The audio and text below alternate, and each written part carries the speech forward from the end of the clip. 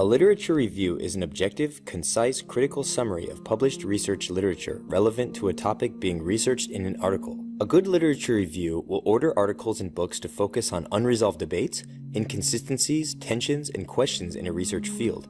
It will also summarize the most relevant, important aspects of scientific literature related to your area of research, and synthesize past and current research on the topic and show how your research fits in. One way to think about doing a literature review is to imagine building a bookshelf. You don't need to cut each piece by yourself. Rather, you can take the pieces that other researchers have made and put them together to build your project.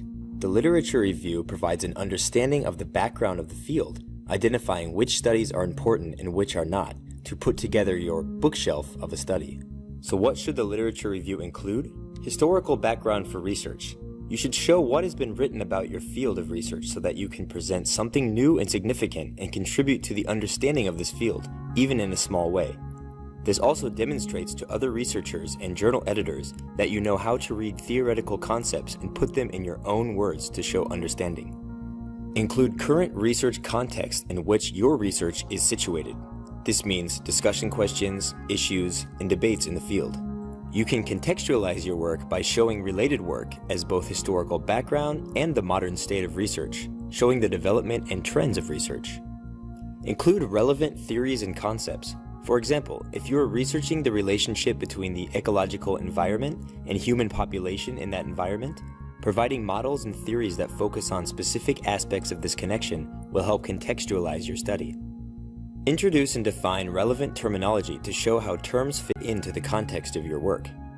Describe related research and show how your work expands or challenges this research, or works to fill in a gap in the work in this field. You can use the literature review as evidence of what works, what doesn't, and what is missing. Provide supporting evidence for a practical problem or issue that your research is addressing, showing its importance. Referencing related research establishes your area of research as reputable and shows you are building upon previous work that other researchers have deemed significant. Literature reviews range from the selective, a very narrow area of research or only a single work, to the comprehensive, or a larger amount or range of works. They can also exist as part of a larger work or stand on their own. A course assignment is an example of a selective standalone work.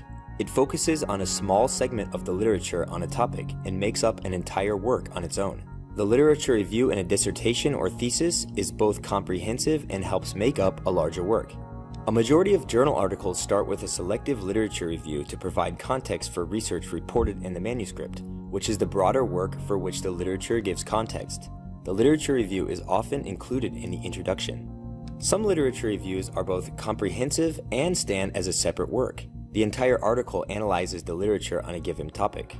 Thus, the literature review, while it has common applications across many kinds of documents, can serve slightly different purposes and take different forms. The two types of literature reviews found in journals are research articles, such as studies and surveys, and standalone literature analyses.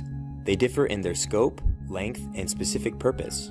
The literature review found at the beginning of a journal article is used to introduce the research related to the specific study and is found in the introduction section, usually near the end. It is shorter than standalone reviews because it must limit its scope to very specific studies and theories that are directly relevant to this study. It is also often used to set research precedent and support theory or methods.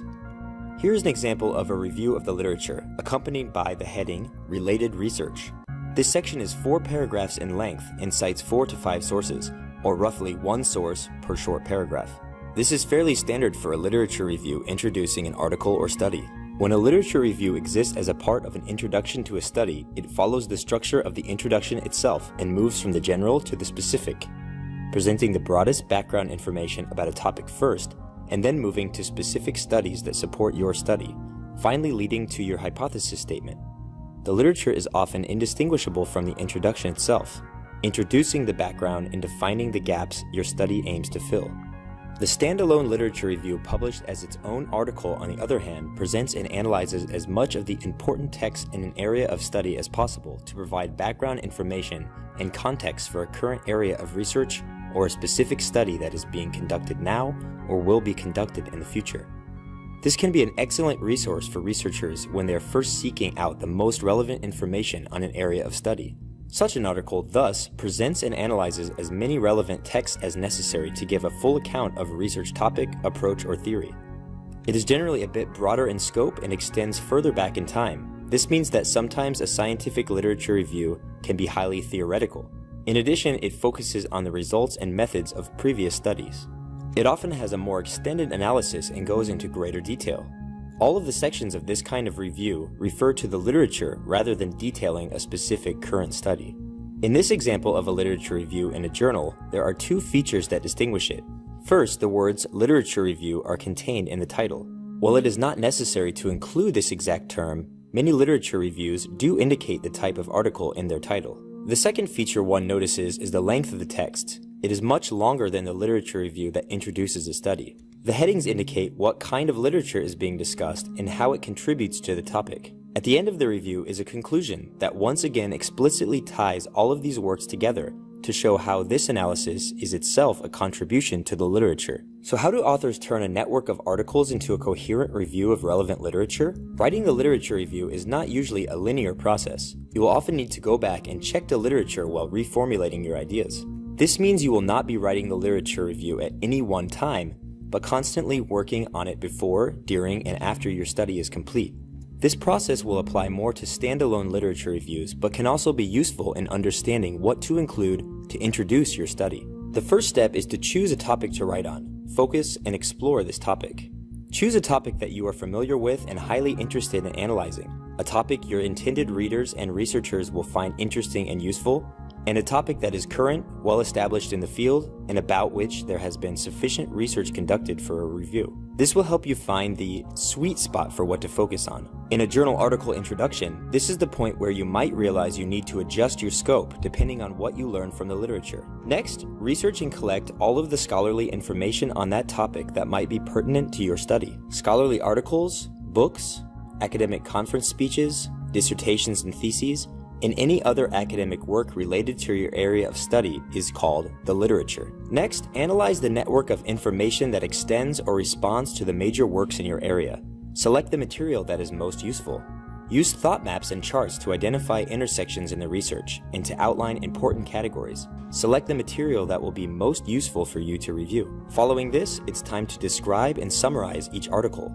Provide the essential information of the article that pertains to your study.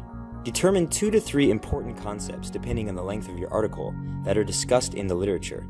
Take notes about all of the important aspects of this study relevant to your topic being reviewed. For example, in a study of heart disease, perhaps some of the main concepts are arteriosclerosis, hypertension, and obesity. Note these concepts and then write a brief summary about how the article incorporates them. For instance, Yang's 1995 longitudinal study of obese patients attempts to measure the effects of chronic hypertension on atherosclerosis. In reviews that introduce a study, these can be relatively short summaries. In standalone reviews, there may be significantly more text and concepts to review. After you've summarized each article, you want to demonstrate how these concepts in the literature relate to what you discovered in your study, or how the literature connects the concepts or topics being discussed. In a literature intro for the article, this information might include a summary of the results or methods of previous studies that correspond or confirm to the sections in your own study. You might identify the missing parts in previous studies that your study addresses, or highlight concepts that support your hypothesis, methods, results, or conclusions.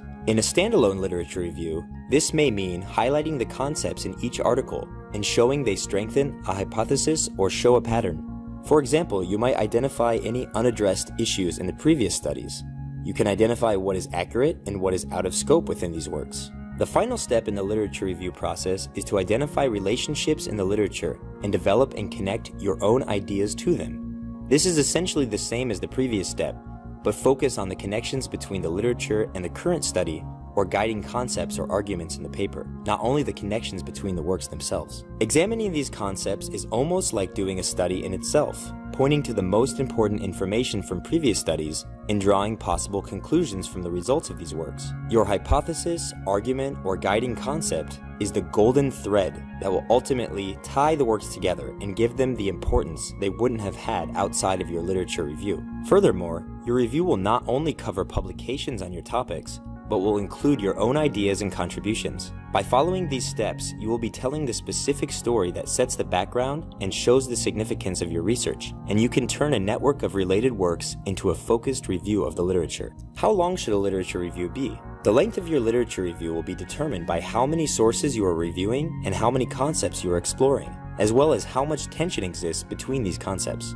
A standalone literature review can be anywhere from 2 to 3 pages to an entire book in length. For a separate article, this section is usually no more than 2 to 4 paragraphs maximum. How many sources should I review? The amount of articles you review will be heavily determined by how broad or narrow your topic is, how in-depth you want to explore an issue, and perhaps how much consensus or disagreement exists in this area. In a standalone review, the number of works reviewed might be anywhere from 5 to 15, and up to 30 or more in a full book of literature review. Whereas a journal article usually has fewer than 5 sources and does not go into great depth, but often focuses on the most important points. Here are some tips for creating a stronger literature review. Always define your topic and audience before beginning your research. This will help later when deciding which works to ultimately include in the review. Read as many journal articles as you can, especially those that are in your area of interest. These will give you an excellent idea of how to structure and order your review. Focus on more current literature, especially when it comes to studies and articles. Using older theories is fine if they are fundamental and provide a stable foundation for work that hasn't changed over the years. But more current research will always be highly sought after by researchers and other readers. This might go without saying, but researchers should always take ample notes while they're researching the texts.